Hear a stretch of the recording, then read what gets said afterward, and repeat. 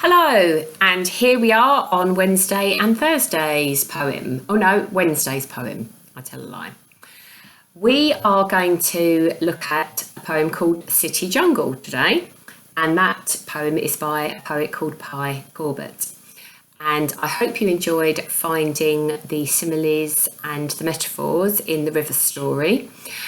This poem is very different. The river story is kind of a protest poem because it's all about how a river, which was beautiful once upon a time, is now reduced to just being a kind of polluted trickle. And the reason it's like that is because humans have built factories and spoiled the environment and spoiled the world. So it is a bit of a protest poem as well as being really clever with its imagery.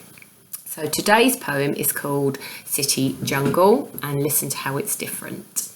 Rain splinters town.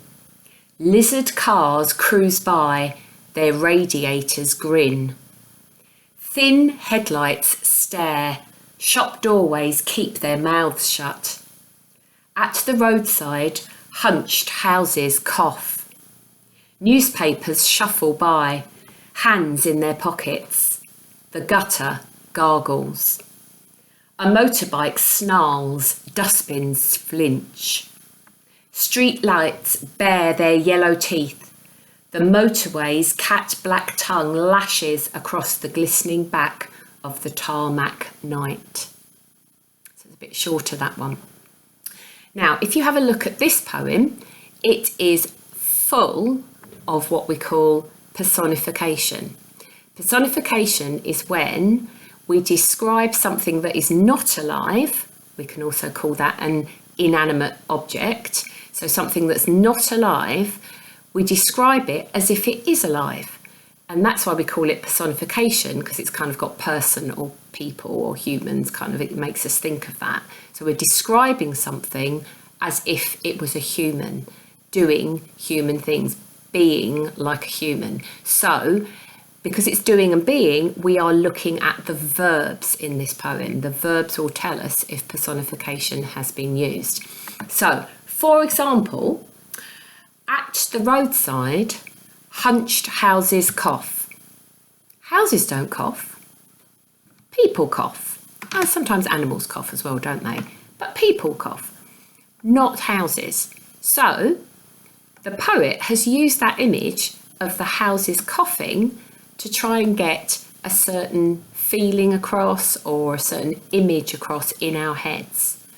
Another example, dustbins flinch. So when you flinch, it's like you go like that, as if you think someone's going to hit you. So the dustbins don't flinch. People flinch. Yep, sometimes animals flinch. But something that's not alive, something that's made of plastic or metal, doesn't flinch. So it gives us an image in our head of the dustbins being really scared of something, and that makes an image in our heads. So personification is a really, really clever way of kind of describing something. So what I want you to do in Wednesday's task is to pick out the personification in the City Jungle poem. There is lots of it. And I may have asked you to draw a picture of one of them. I may have done. And if I haven't, you can do that anyway. So you would draw a dustbin and it would kind of be like trying to protect itself. Or you'd draw a picture of a house and a kind of a cough coming out of it. So like a speech bubble with coming out of it. Okay. It just helps you to remember what personification is.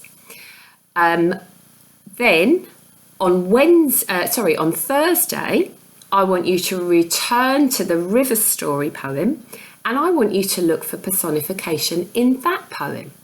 So we know there are similes like drunken giants. We know there are metaphors. The kingfishers disguised as rainbows were my secret agents. Now I want you to look for personification. So is there anything that's in that poem that is not alive? It's an inanimate object, that actually is behaving like a human. So look for the verb, and if it's a verb that's usually used to say what people are doing, that's personification. Okay, so again, either highlight it in a different colour on your poem or copy it down for me, and that will be Thursday's lesson.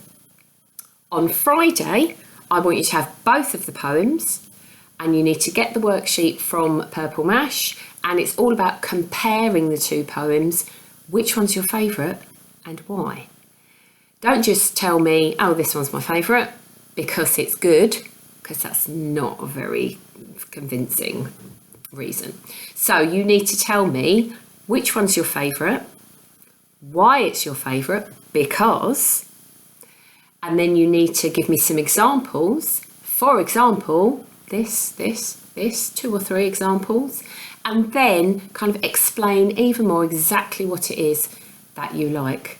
So, explain even more your reason using those examples. Okay, so that's Friday's lesson. So I hope you have fun with City Jungle, and look for that personification. Right. Now, when you finished your work, if you can put it into the work folder, but if you put it into your work folder and label it English with the date on it, I'll find it easily. Whereas if you just put it into the Sycamore's work folder, if that's possible, I'm going to have to go through, and if you haven't got names on, it's going to be a bit tricky. So try and find your folder and put it in there. Okay, so we will see how doing it this way has worked this week, because this is more like lessons in class, isn't it? So we'll see how it goes, and then maybe we'll do it again next week. All right, so have fun with your poems, and I look forward to seeing what you put.